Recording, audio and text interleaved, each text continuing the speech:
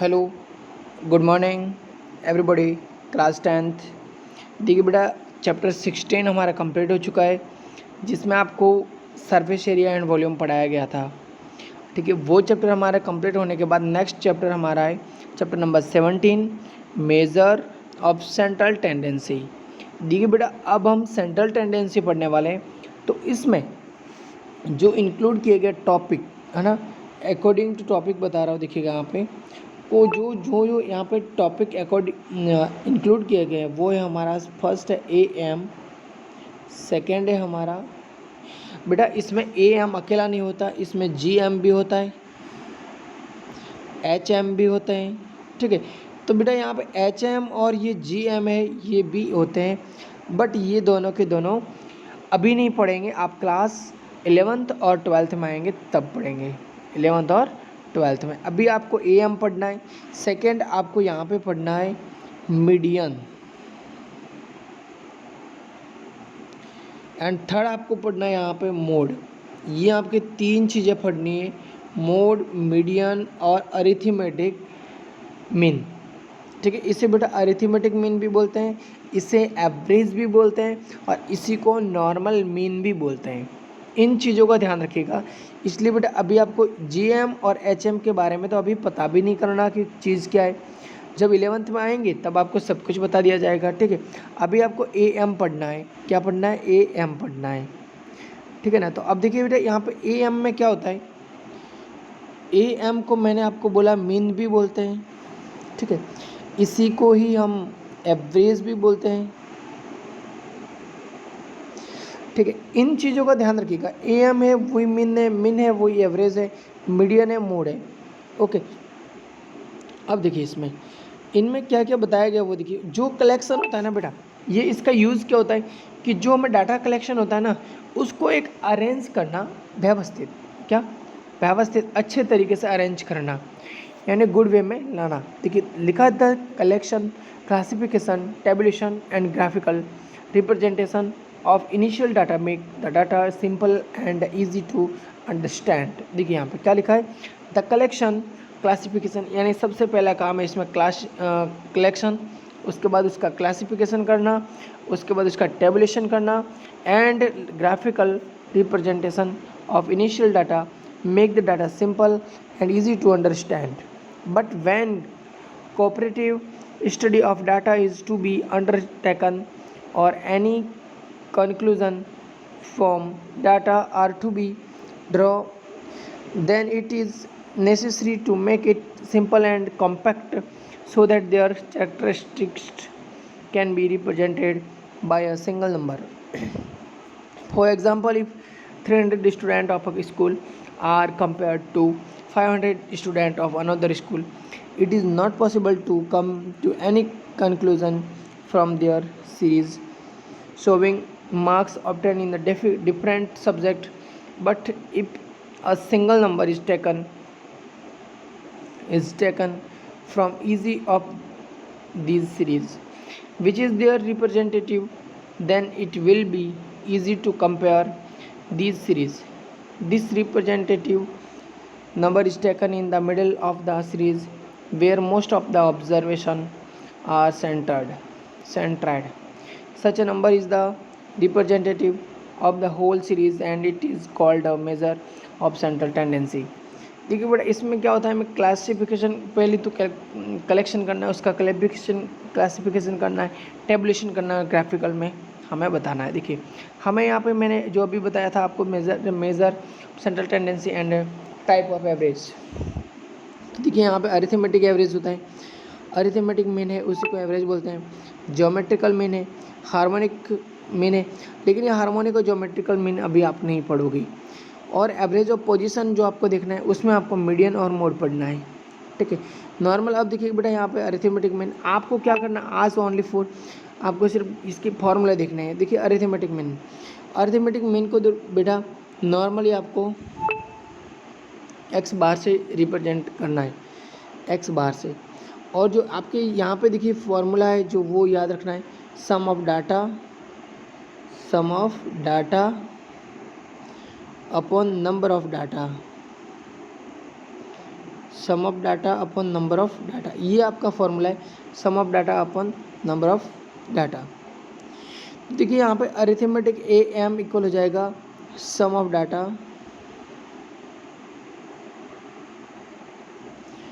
Upon number of data, ये ध्यान रखिएगा बेटा, है ना, sum of data upon number of data. अब देखिए यहाँ पे नेक्स्ट, तो बेटा जो हमारे पास जो डाटा होता है ना, उसको हमने x1 x2 x3 xn के फॉर्म में ले लेंगे। तो अरिथमेटिक जो मिन है इसी को हम x बार लेंगे और इसी को ही हम x1 plus x2 plus x3 dot dot dot xn upon x upon n, number of data, number of data n है, तब ये हमारा data x1 x2 x3 dot dot dot xn। ठीक है बेटा, तो ध्यान रखिएगा यहाँ पे। तो ये जो हमारा, अब देखिए आपको अरिथमेटिक का फॉर्मूला लगा, तो अरिथमेटिक लगाइए, फिर x बार लगाइए, फिर ये फॉर्मूला है, तो ये आपके लिए सिग्मा, ये सिग्मा है, इसे सम बोलते हैं, ठीक है ना, सिग्मा ये सम का साइन है। तो अब देखिए यहाँ पे सिग्मा हो जाएगा सिग्मा एक्स एन, क्या हो जाएगा सिग्मा एक्स एन, नहीं ओनली फॉर आई लगाइए यहाँ पे बेटा, एन नहीं आई, और आई का मीन्स क्या होता है वो भी बता रहे, x i sigma x i upon n, और यहाँ पे आई इक्वल क्या होता है 1 2 3 डॉट डॉट डॉट डॉट चलता रहेगा। ठीक है, तो यहाँ पे फॉर्मूला ए एम इक्वल हो जाएगा एक्स बार इक्वल हो जाएगा sigma x i upon n हो जाएगा। ठीक है, इस बात का ध्यान रखिएगा, ये हमारा अरिथमेटिक का फॉर्मूला है। अब देखिए नेक्स्ट यहाँ पे बेटा, नेक्स्ट जो यहाँ पे इसके तो अब फॉर्मूले क्वेश्चन स्टार्ट हो जाएंगे, लेकिन आपको इसमें जो मेरिट्स दे रखे हैं और डीमेरिट्स दे रखे हैं उनका भी ध्यान रखना है। ठीक है ना, क्योंकि बेटा कभी कभी क्या होता है कि मेरिट्स और डीमेरिट्स से भी क्वेश्चन कई बार पूछा जा चुका है। लिखा merits it is easy to calculate, देखिए इसकी मेरिट्स ये है, गुण और अवगुण यहाँ पे लिखे गए। तो लिखा है मेरिट्स इसकी है कि it is easy to calculate, second लिखा है it is based upon all the term, third लिखा है it is also used in other statistical analysis, four लिखा है this mean is fixed and always same, fifth लिखा है it is possible to test its accuracy, six लिखा है it's value has stability. देखिए बेटा यहाँ पे क्या लिखा है, easy to calculate, based upon all the term, also used other statistical analysis, mean is fixed and always same, it is possible to test its accuracy, its value as stability. तो ये तो इसकी क्या मेरिट्स है, लेकिन इसकी कुछ demerits भी है, वो है sometime in its calculation such value में occur which is not possible occurring to nature, example number of members in family is 3.8 और 5.8। बेटा कभी कभी क्या होता है कि जैसे हम एवरेज निकाल रहे हैं नंबर ऑफ फैमिली का, तो फैमिली मेंबर अगर आपके पास मेंबर है उनकी एवरेज आ गया 3.8, तो क्या 0.8 कोई मेंबर होता है क्या, नहीं होता ना, कंप्लीट होता है, मेंबर तो मेंबर होता है, इसलिए तो लिखा it is not possible to calculated if any one value is missing, यानी कोई भी वैल्यू अगर मिस है तो भी उसका हम प्रॉब्लम हो जाती, तब भी हम इसका कैलकुलेशन नहीं कर सकते। फिर लिखा it is affected very much by extreme values, ये हमारा फोर्थ पॉइंट है। फिर लिखा है नेक्स्ट कि determination of this mean is not possible by observation. ठीक है, तो ये इसका मतलब determination of this mean is not possible by observation, तो यहाँ पे भी आपको ध्यान रखना है। अब देखिए बेटा यहाँ पे क्या हो जाएगा कि अब नेक्स्ट हमारा जो फार्मूला जो होगा, देखिए फर्स्ट तो मीन के लिए मैंने आपको एक तो ये बता दिया formula, sum of number of data, sum of data upon number of data, first तो ये हो गया फार्मूला। सेकंड ये हो गया sigma x i upon n हो गया, लेकिन ये जब नॉर्मल होता है तब भी होता है, लेकिन जब आपके पास एक्स बार इक्वल हो जाएगा, यहाँ पे देखिए sigma F I x i upon sigma F आई, ये वाला हो जाएगा, एक्स बार इक्वल हो जाएगा sigma F I x i upon sigma F आई,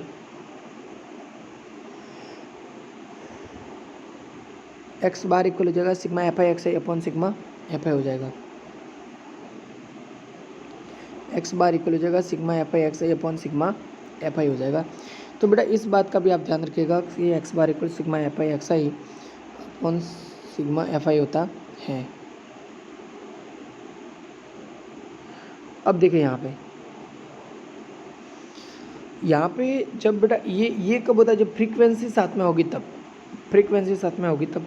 यानी देखिए यहाँ पे ये फॉर्मूला कब यूज़ होता है, जैसे ये कैलकुलेशन, ये डाटा है हमारा, ये इसकी फ्रीक्वेंसी यानी एक्स आई वो एफ आई टाइम्स आई है, एक्स टू है वो एफ टू टाइम्स आया है, एक्स थ्री वो एफ थ्री टाइम्स आया है, डॉट डॉट एक्स एन है वो एफ एन टाइम्स आया है। ठीक है, तो ये देखिए यहाँ पे फ्रीक्वेंसी है तो दोनों का मल्टीप्लाई होगा और इस टाइप से यहाँ पे निकल जाएगा और सब वापस ऐड करेंगे तब हो जाएगा sigma F I x i upon sigma F आई। ठीक है, इस बात का ध्यान रखिएगा। अब देखिए नेक्स्ट यहाँ पे लिखा है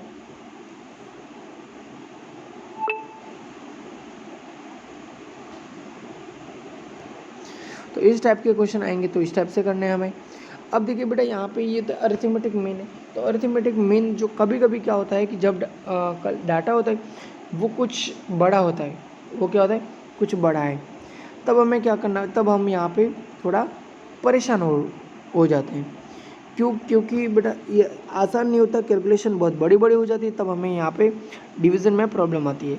ठीक है, और टाइम ज़्यादा लगता है, तब हमें यहाँ पे क्या करना है, देखिए यहाँ पे तब आपको एक और है जो अरिथमेटिक मीन के लिए आपके पास यहाँ पे यूज़ होगा और उसका नेम क्या है, उसके पास दो है। एक का तो नेम है स्टेप डेविएशन मेथड, एक तो है स्टेप डेविएशन मेथड और सेकंड है वो है हमारा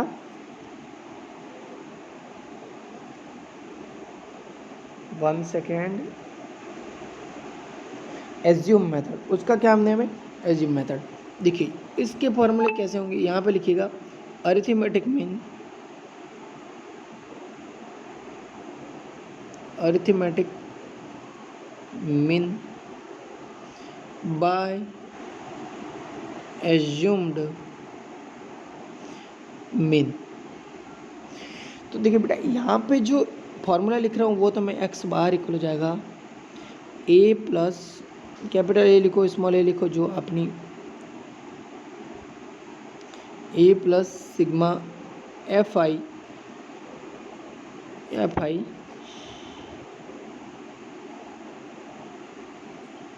sigma F I D I, sigma F I D I upon हो जाएगा सिग्मा एफ आई, ये फॉर्मूला हो जाएगा। ये हमारा कौन सा मेथड है, एज्यूम मेथड है। कौन सा मेथड है, assume method. X bar equal हो जाएगा A plus sigma F I D I upon sigma F I हो जाएगा। ठीक है, तो अब देखिए यहाँ पे एक्स बार इक्वल हो जाएगा यहाँ पे A plus sigma F I D I. तो यहाँ पे देखिए बेटा इसको मैं हटा देता हूँ यहाँ से, डी आई इक्वल हो जाएगा, डी आई इक्वल हो जाएगा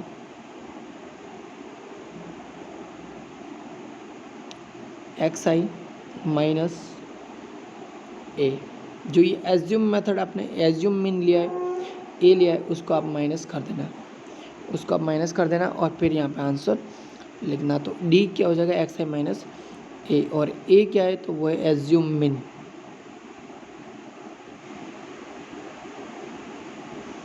एज्यूम्ड मीन, एज्यूम मीन क्या हो जाएगा, एज्यूम मीन। तो ध्यान रखिएगा ए होता है एज्यूम मीन, डी होता है एक्स आई माइनस ए होता है। अब देखिए यहाँ पे next,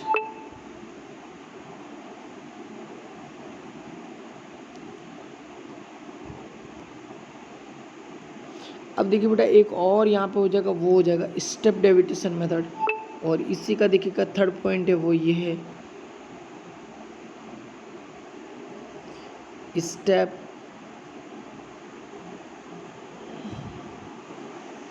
step deviation method, step deviation method.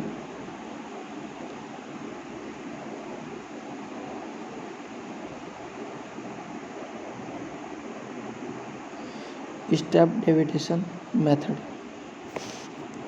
तब देखिए यहाँ पे क्या हो जाएगा, स्टेप डेविएशन मेथड में क्या हो जाएगा, यहाँ पे देखिए बेटा एक्स बार इक्वल हो जाएगा A plus sigma F I U I upon sigma F I into H हो जाएगा, ये हो जाएगा। देखिए बेटा यहाँ पे एक्स बार इक्वल हो जाएगा A plus sigma F I U I upon sigma F I into H हो जाएगा। यहाँ पे देखिए यू आई इक्वल हो जाएगा, यू आई इक्वल हो जाएगा डी आई अपॉन एच हो जाएगा। यू आई इक्वल क्या हो जाएगा, डी आई अपॉन एच हो जाएगा। और अब देखिए यहाँ पे हो जाएगा डी आई क्या होता है, x I minus capital A upon H होता है, ये ध्यान रखें। यू आई होता है क्या, D I upon H equal हो जाएगा एक्स आई माइनस ए अपॉन एच होता है। ए तो एज्यूम मेथड है ही, आपको पता है, ठीक है। तो ये इस टाइप से हमारा ये 3 मेथड है उसी के ही, किसी के अरिथमेटिक मीन के। कौन कौन सा मेथड है, सिंपल मेथड, उसके बाद कौन सा है, एज्यूम मेथड, उसके बाद कौन सा है, स्टेप डेविएशन मेथड है। अब देखिए बेटा नेक्स्ट हमारा है मीन, नहीं मीडियन। अब हमारा क्या आ रहा है, मीडियन। देखिए यहाँ पे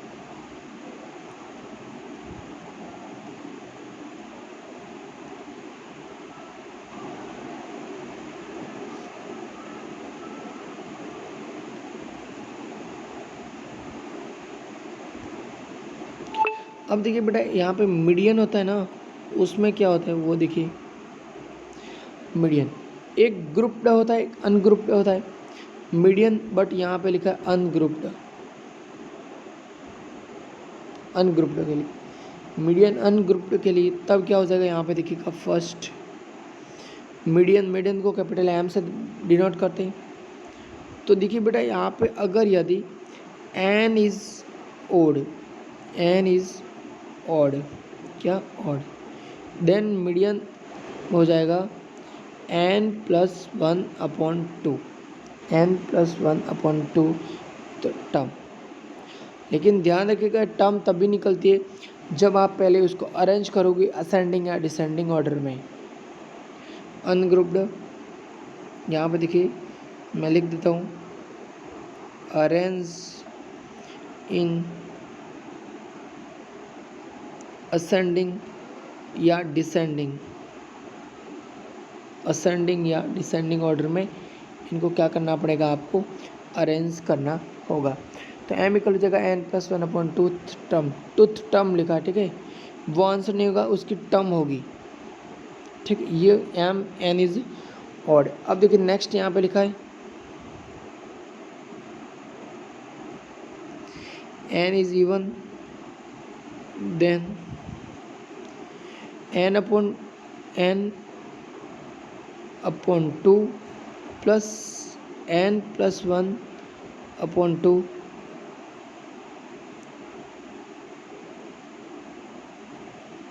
x n upon two plus n plus one upon two n by two plus, देखिए यहाँ पे मैं पूरा बता देता हूँ।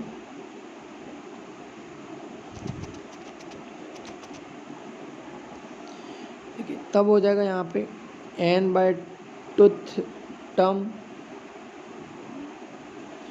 Plus n by two N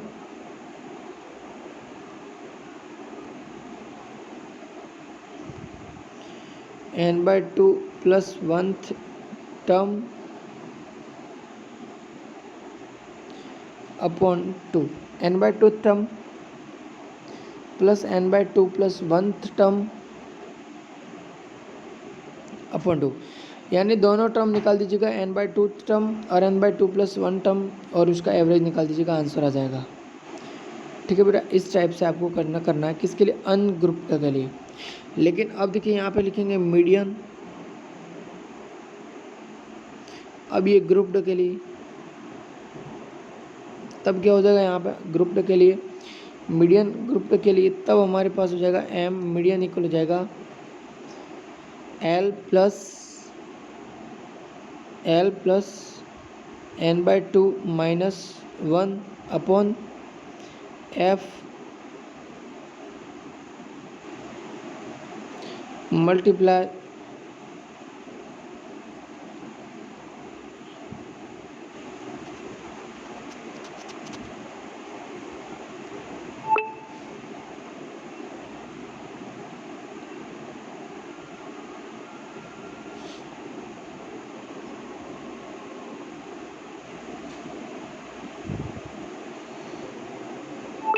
देखिए यहाँ पे लिखा है मीडियन एम इक्वल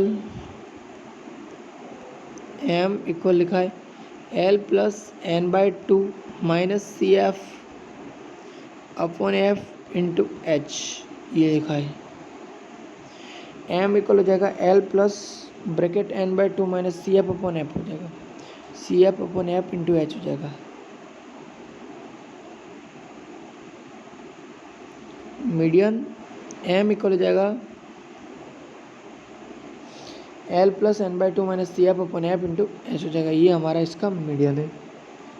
ठीक है, अब देखिए यहाँ पे, तो अब आपके दिमाग में ये चल रहा होगा कि सर इसमें एल क्या है, तो ये है लोअर लिमिट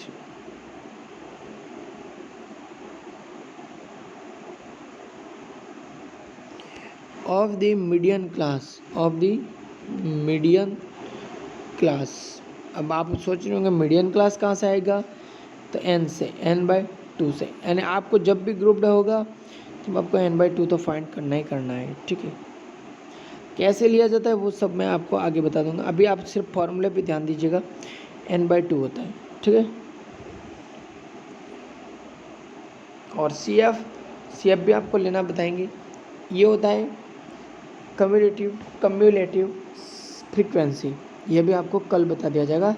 अब बेटा मैं आज तो आपके लिए लास्ट एंड फाइनल आज मैं पढ़ा रहा हूँ आपको इस पे स्क्रीन पे, आज के बाद मैं आपको पढ़ाऊँगा बोर्ड पे। ठीक है, ध्यान दीजिएगा। तो बोर्ड पे पढ़ाऊँगा तो आपको भी मज़ा आएगा। ठीक है, अब देखिए यहाँ पे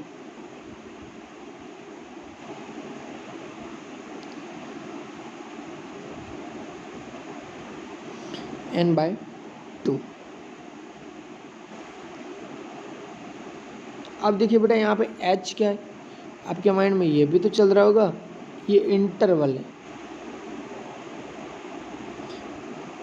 है। ठीक है, यानी लोअर लिमिट, हाँ higher limit minus lower limit हो जाएगा, higher limit minus lower limit हो जाएगा। इसमें ऐप क्या था, तो frequency the median class, c commutative frequency of class, नहीं इसमें बेटा सी जो cumulative frequency of median class नहीं होगी। यहाँ पे लिखा है कि प्रेसेडिंग, आपको ये भी पता होना चाहिए प्रेसेडिंग क्या होता है और सक्सेसिंग क्या होता है। प्रेसेडिंग का मीन्स होता है पहले वाला, और सक्सेसिंग का मीन्स होता है आफ्टर, यानी आफ्टर वाला। ठीक है, तो प्रेसेडिंग का मीन्स होता है पहले वाला। ठीक है, तो आप ध्यान रखिएगा कम्यूलेटिव, जैसे आपने कम्यूलेटिव फ्रीक्वेंसी ये एफ है, ये सी एफ है, आपने यहाँ पे 2 3 5 हो गया, तो समझ करिए कि आपका ये मिडिल क्लास है, तो फिर आपके लिए जब भी आपको लेना होगा तो इसकी फ्रीक्वेंसी तो ये 3 लेंगे, लेकिन कम्यूलेटिव सी एफ लेंगे वो हमारे पास 2 लेंगे, 5 नहीं लेंगे। ठीक है, ध्यान दीजिए। अब देखिए बेटा यहाँ पे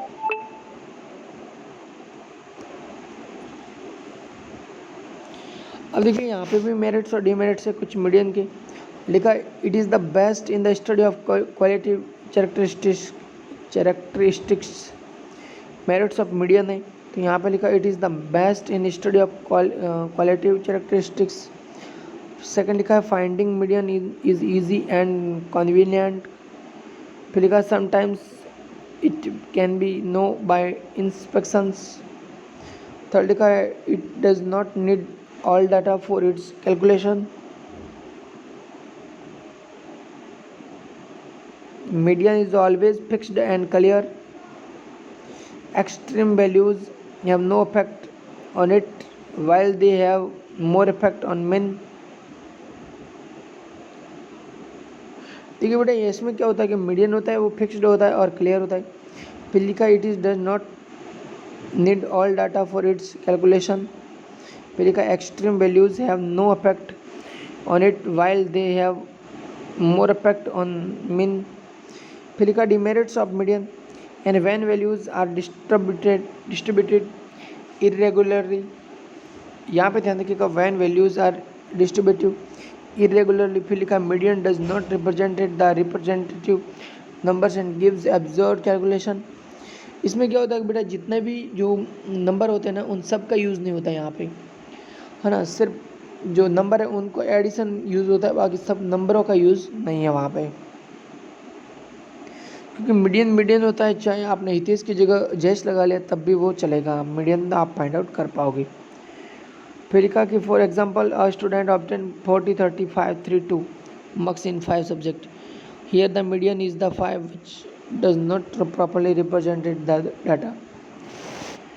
अब लिखा यहाँ पे कि when equal important is to be given to extreme values, then the measure of central tendency is not suitable. It cannot be used in a mathematical operation. ये mathematical operation में भी यूजेबल नहीं है, ठीक है। अब देखिए बेटा मोड क्या होता है? Mode for the individual series और डी क्रिएट सीरीज। देखिए यहाँ पे देखिएगा फ्रीक्वेंसी इज कॉल्ड, देखिए लिखा है यहाँ पे जो फ्रीक्वेंसी, तो फ्रीक्वेंसी के लिए आपको जो क्या है, जो डेफिनेशन है उसको याद रखना है। वो ये है कि आपको जो डेफिनेशन याद रखनी है वो ये मोड है।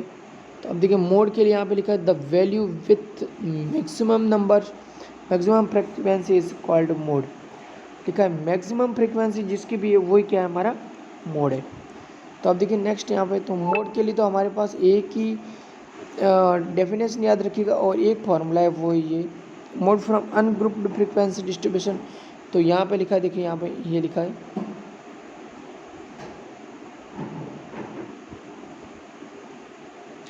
हियर इन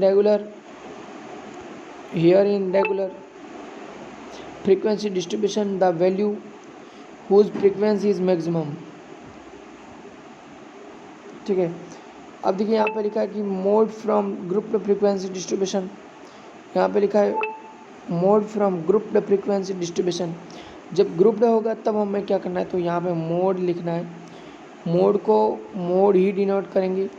यहाँ पे फॉर्मूला हो जाएगा एल प्लस एल का लोअर लिमिट है, ब्रैकेट यहाँ पे है F1 क्या है, जो मोड क्लास है उसकी जस्ट मोड क्लास फ्रीक्वेंसी है। अब देखिए mode class of presiding frequency 0 है और मोड क्लास ऑफ सक्सेसिंग फ्रीक्वेंसी वो हमारा क्या है, F2। क्या हो जाएगा, F2 इंटू क्या हो जाएगा, H इंटू क्या हो जाएगा, H, ठीक है। तो ये हमारा काम हो जाएगा यहाँ पे 2F1 minus F0 minus F2। देखिए यहाँ पे सब कुछ को डिनोट भी किया हुआ है। यहाँ पे देखिएगा, यहाँ पे लिखा है lower limit of model class, F1 लिखा है frequency of model class, F0 लिखा है frequency of the class interval just presiding the model class interval. फिर लिखा है कि F2 frequency of the class interval just after the model class interval. फिर H लिखा है width of the model class, ठीक है। अब देखिए बेटा यहाँ पर नेक्स्ट हमारा हो जाएगा, तो 17.7 कंप्लीट हो गया। अभी एक बार आप अदर इम्पोर्टेंट पॉइंट है उनको भी एक बार देख लीजिएगा, अपने आंखों से निकाल दीजिएगा कि जो सर ने अभी तक बताया वही है क्या और भी है कुछ। देखिए बेटा अभी तो मैंने आपको जो मुझे पता था वो सब मैंने बता दिया है, ठीक है। कल से मैं आपको वापस बोर्ड पे पढ़ाते हुए भी आपको वापस इसी फॉर्मूले को समझा दूंगा ताकि आपके माइंड में एक बार सेटअप बैठ जाए, ठीक है। तो अब आज के लिए बस इतना ही। सारे फॉर्मूले लर्न करिए और उनको अगर पिछले वाला कोई भी होमवर्क क्लास में अधूरा है तो उसको कंप्लीट करिएगा। और बस इसको पढ़ना चाहते हैं मेजर ऑफ सेंट्रल टेंडेंसी, तो अब रेडी रहिएगा, बी अलर्ट फॉर रीडिंग, ठीक है। Thanks for watching. पढ़ते रहिएगा, यूट्यूब पे वीडियो देखते रहिएगा and thank you, bye bye.